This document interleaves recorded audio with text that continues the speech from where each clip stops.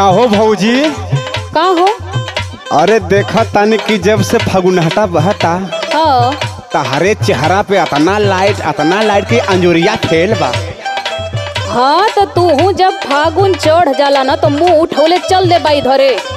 तोहार आँख तकती रहेले भौजी का करत है। अब का कहे भौजी, इतना निखार देख के बर्दाश्त नहीं न हो। नजुरैया मत हो।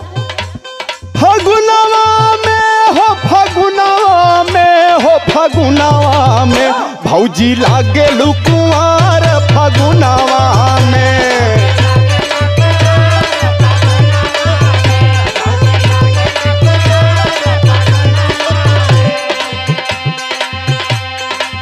तो एक बार कहिला ना कि तू हमरे दुआरे पी पाके तो मत अलगन पी ले हुआ का हो। अरे अब का बताए भौजी, तारा के देखिले तो वैसे नशा चढ़ जाला हो।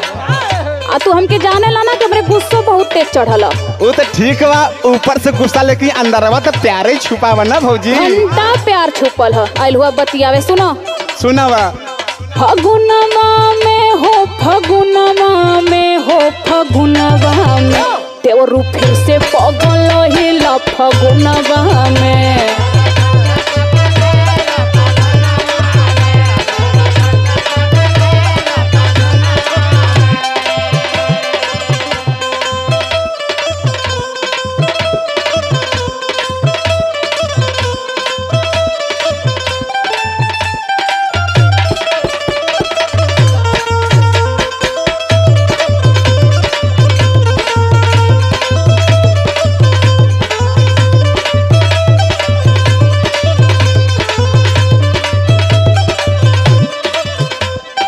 ए भौजी, का हो?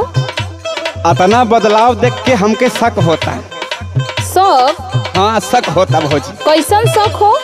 सुना। बोलो। करता रुका चोरी चोरी एक्सरसाइज।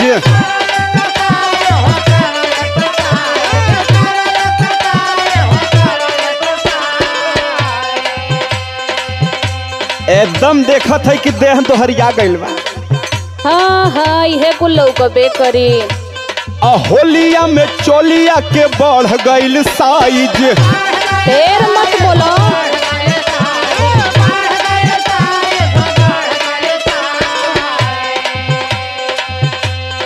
करता रुका चोरी चोरी एक्सरसाइज।